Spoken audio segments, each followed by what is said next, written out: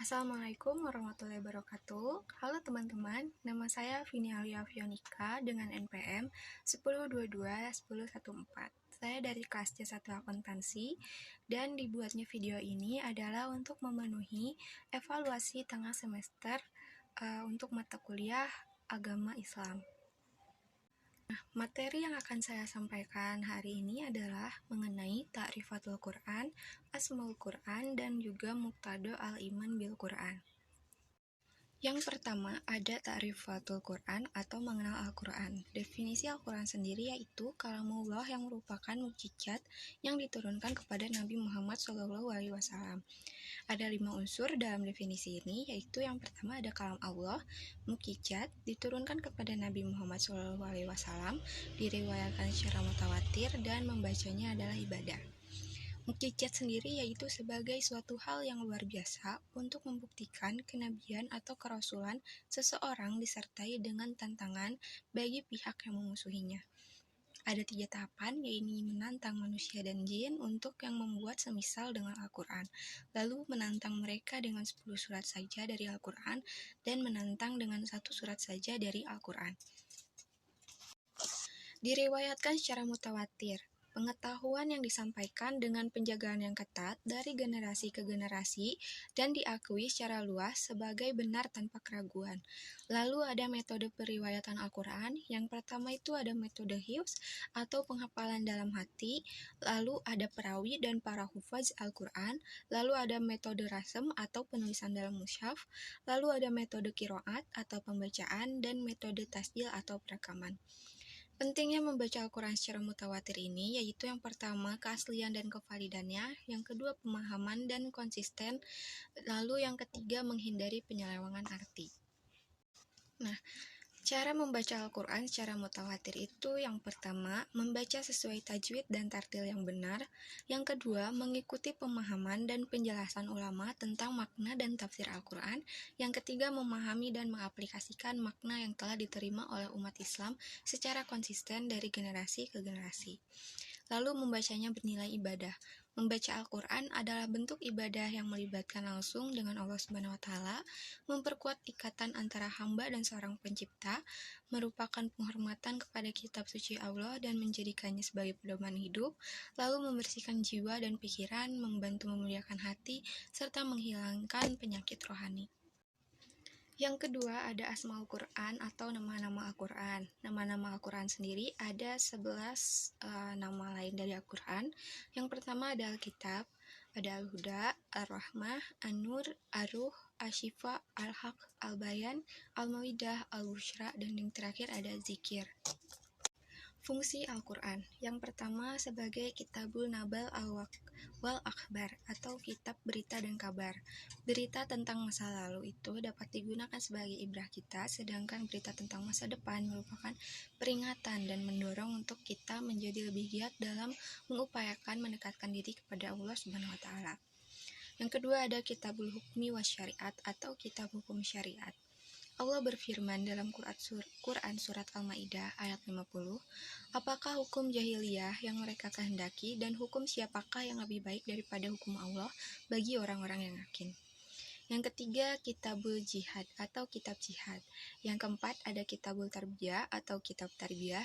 Al-Quran berperan sebagai panduan moral, etika, dan spiritual yang bertujuan untuk membentuk jiwa manusia menjadi individu yang memiliki kemuliaan diri, kemandirian, dan juga kesadaran untuk tidak menyembah selain Allah. Lalu ada Minhajul Hayah atau pedoman hidup. Al-Quran merupakan petunjuk, cahaya, tuntunan hidup manusia yang akan menghantarkan setiap manusia dari kegelapan menuju terang, dari jahil menuju cahaya iman. Pokok-pokok yang tergandung dalam Al-Quran sendiri ada akidah, akhlak, ibadah, dan juga hukum. Lalu yang keenam ada kitab ilmu pengetahuan atau ijaz ilmi.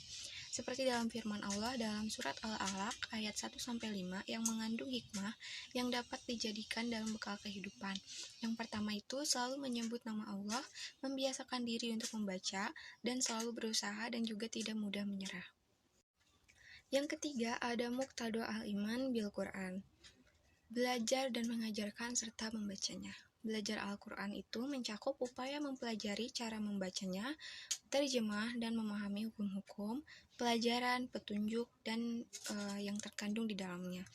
Mengajarkan Al-Quran mencakup upaya untuk menuntun dan membimbing orang dalam membaca, menerjemah, dan juga memahamkan kandungan ayat-ayat yang ada pada Al-Quran. Seperti dalam surat Al-Baqarah ayat 21, dijelaskan untuk membaca Al-Quran yang benar sesuai yang telah diajarkan sehingga orang yang membaca tidak rugi atau mendapat pahala sesuai apa yang telah dibacanya. Yang artinya, orang-orang yang telah kami beri kitab, mereka membacanya sebagaimana mestinya, mereka itulah yang beriman kepadanya, dan barang siapa ingkar kepadanya, mereka itulah orang-orang yang rugi. Selain itu, Allah juga mewajibkan hambanya untuk mentadaburi Al-Quran sebagaimana firman-Nya dalam Quran Surat An-Nisa ayat 82 dan juga Quran Surat Muhammad ayat 24. Adapun kewajiban kita terhadap Al-Quran adalah membacanya, memahami, menghafal, mengamalkan, dan berdakwah dengan Al-Quran. Rasulullah SAW berkata, orang yang rajin membaca Al-Quran akan mendapat syafaat kelak di akhirat. Nah, tentang keutamaan menghafal Al-Quran ini disebutkan dalam hadis dari Abdullah bin Amr, Rasulullah SAW bersabda, dikatakan kepada orang yang membaca atau menghafalkan Al-Quran, nanti bacalah dan naiklah serta tartilah sebagaimana engkau di dunia mentartilnya, karena kedudukanmu adalah pada akhir ayat yang engkau baca atau hafal. Hadis riwayat Abu Dawud nomor 1464 dan Tirmizi nomor 2914. Lalu mentarbiah diri dengan Al-Quran. Kata tarbiyah mempunyai bermacam-macam arti dan makna yang intinya sama, mengacu pada proses pengembangan potensi yang dianugerahkan pada manusia.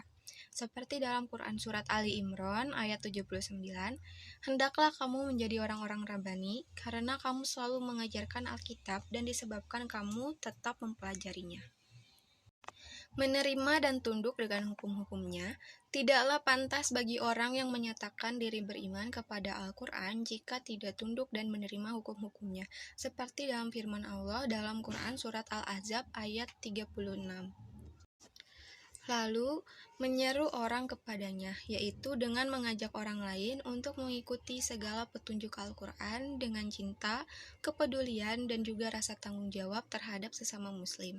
Seperti dalam Quran Surat An-Nahl ayat 125, serulah manusia kepada jalan Tuhanmu dengan hikmah dan juga pengajaran yang baik, dan berdebatlah dengan mereka dengan cara yang baik. Sesungguhnya Tuhanmu, dialah yang lebih mengetahui siapa yang sesat dari jalannya, dan dialah yang lebih mengetahui siapa yang mendapat petunjuk. Nah, sekian materi yang bisa saya sampaikan kepada teman-teman. Mohon maaf bila saya tadi ada salah kata, dan terima kasih telah menonton video saya. Wassalamualaikum warahmatullahi wabarakatuh.